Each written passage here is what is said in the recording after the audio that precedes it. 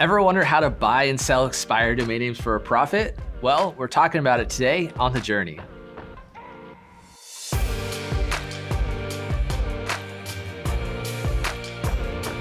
Hey everyone, I'm Neely and I have a special guest today, Joe from GoDaddy. Why don't you go ahead and introduce yourself? Hi, how's it going? I've been working in GoDaddy's aftermarket for more than 10 years, having a lot of fun helping people buy and sell domains. Right on, and we're talking about how to buy and sell expired domain names today. Right. So let's just jump right into it. So first question, how does a domain name get to that expired status? Well, you stop paying for it. That's the easy answer, right?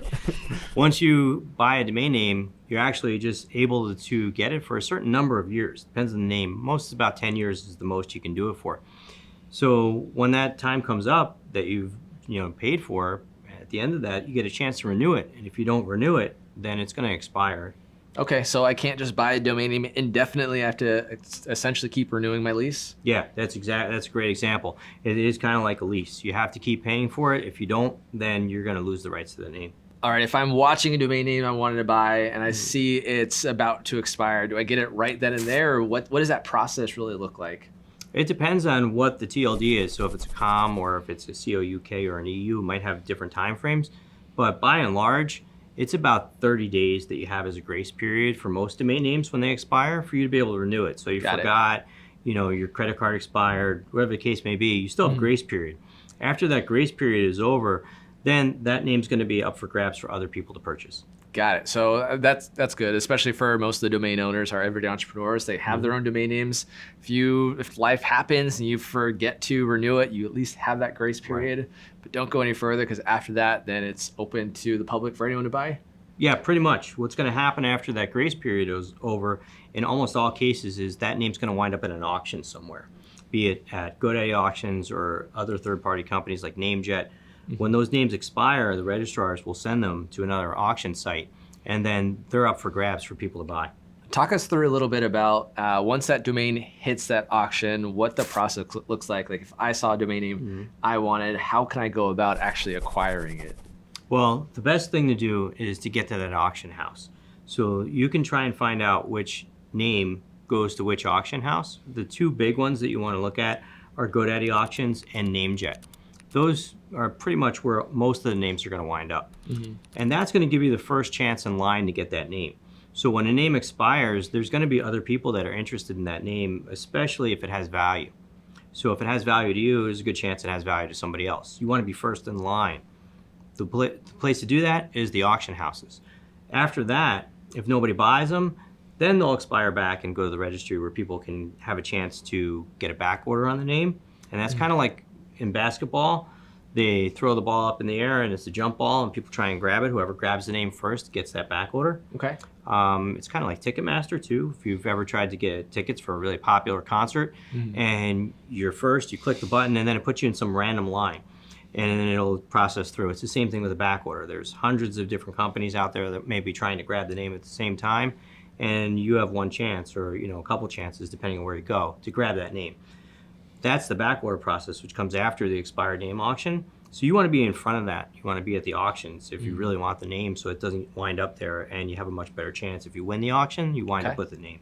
Now with the domain auctions, I mean, if I were to go buy a normal domain, it's anywhere from like $10 to $20 typically. Is that about the price range for those auctions, or what's a typical price I can expect to kind of pay? Sure. GoDaddy starts its auctions at anywhere from $10 to $12 for the expired names, and NameJet starts at $69. So that's going to be the baseline price that you're going to have to pay. Depending on how popular it is, the price can go up from there, but that's going to be at the least amount that you'd have to pay. With the people that end up buying these domain names on the auctions, do they typically just try to flip them and sell them again, or are these people that actually want the domain names for their business or their brand? There's a lot of mix of who buys the names. We have a lot of investors that come to the auction that are looking to get these names at a wholesale price, right? They expire. They're saying, hey, if I can get this name for $12 or $70 and I know that it has value, I can resell that later on. But there's also a lot of end users that'll come. There's companies that are interested in names that maybe they weren't able to reach the person who owned the name for whatever reason, and they could never buy the name directly from them, so they're watching it carefully when it expires. Or they just figure, we should watch out. There's companies like CSC that watch for corporate names and they say, oh, this would be a really great benefit for Coca-Cola, so let me get drink.com because that expired and I really want to buy that for my customer and let them know. So you don't have to wait for the name to actually expire. One way to do that is to use a back order. We have a back order, and one thing that does, besides just try and catch the name after it goes through the auction, is it includes a monitor, and it'll tell you when there's changes on the Whois, which is a public database, kind of like a white pages for your phone number, and that tells not only who owns the name, but when it's going to expire. And if there's any changes, so the name servers change or the person who owns the name changes, that monitor will kick in and send you an email and let you know, hey, somebody else owns this name now. Maybe you can reach out to them and try and buy it instead. And when it expires, it'll tell you, hey, this name went to the auction, and it'll give you a free auction credit. It'll cover your renewal cost for the domain name and give you a $10 credit on GoDaddy. If you're using a site like NameJet, you can backorder any name, even if it's not going to expire soon, and it'll tell you if it's going to hit the auction that they have. So a great way to get in front of that auction line is to put a backorder in, either with us or NameJet, and then you'll get alerted when there's changes, so you know that name's going to expire. I hear a lot about people buying up different domain names and just parking them and putting up ads on it. Can you really just talk us through what that is?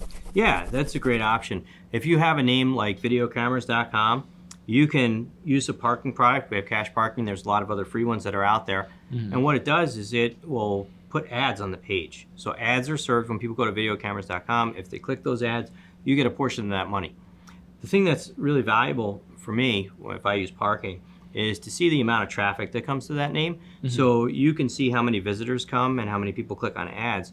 And if you have a lot of visitors coming, even if the ads don't pay that much money, you can say, wow, this is a very popular name. Maybe I should, relook at what I want to sell this for. No, that makes sense. If it's getting a ton of traffic, it just makes it more valuable to someone that's wanting to buy it. Right. If I'm selling video cameras as, a store, and I own videocameras.com and I know there's a lot of traffic coming, then I can say, wow, these are all potential customers for me. Yep. So it's going to make that more valuable. I mean, great segue, because my next question is, what makes a domain name valuable? Well, there's a couple things high level that are good to keep in mind. The shorter the name, usually the more valuable it is because it's more memorable. It passes what we call the radio test, where if I say it to somebody, it's easily spelled. So there's not a lot of different various spellings. So like color might be spelled one way in America and another way in Great Britain. So if it's got a short, easy to spell, memorable name, that's going to add value. Usually the older the name is, the more valuable it is because other people have seen value in that name for a long time and it's been registered over time. And also if there's not a lot of confusion like we talked about with the different spellings, if you add a hyphen in a name, there's numbers in a name, you don't know if that's a spelled out number or the actual number. So less, things that can confuse people, the more valuable it'll be. I'm sure many people watching are really interested in possibly buying and selling domain names. So what advice do you have for them of really how to get started and get their feet wet with this? If you're just starting out, the number one thing you can do is take it slow, right? Watch videos like this, try and learn as much as you can, buy a couple domain names and try and sell them. See what the process is like. Start calling people that, think that might be interested in buying this name and see what their feedback is. The other thing that is really valuable is to stick with the niche that you know. So if you have a skateboard business and you're buying and selling skateboards all the time, you can go and look at domain names that are related to skateboards and figure out, with pretty good accuracy, what that would do for your business. Yeah. What kind of customers would it bring in? What kind of profit would it potentially bring to you? And why would it be valuable for you to either own or keep out of the hands of your competitor? And from there, you can gauge a good idea of what the actual value is. So stick with something you really know. Start with those names first. Try and sell them and see what the feedback is like when you list them for sale. And once you get a good feel for how that works, then you can slowly expand to other markets. I know domain investing can almost become addictive, right? I think it's funny because it's a great way to put it. It can definitely get addictive, especially after you make a sale and you run out and you think, oh, I'm going to get a bunch more and sell them. Yeah. But you have to be very careful, especially when you start out slow, to really understand what names you can actually sell. You don't want to just rush out and spend a lot of money on names that you might not ever make the money back on. You don't want to lose all your money. Yeah, because I know renewals can get costly, right? The more and more you add, those $10, $15 adds up when you have 10, 20, 30, 40, 50. Right. And then you haven't sold any, it gets tough. Yeah, and that's another reason why I said that you should start slow. The carrying costs of a big domain portfolio can get pricey. Even if it's only $10, $11 a domain name, if you've got 1,000 domain names, that can add up. And if you invest slowly and you have, $5,000, $10,000 to invest, if you buy 2 or 3 names that are really good names that you know that would add value to your company, then next year, if you're still sitting on those names and they didn't sell, it's $30 to renew instead of $10,000, $11,000 to renew. Well, thanks so much, Joe, for being on the show. Thanks for having me. Yeah, and if you've got some value out of this video, make sure you smash that like button. Add a comment below if you've ever bought an expired domain, and since you're there, subscribe to this channel and ring that bell so you get these episodes first. This is The Journey. I'll see you next time.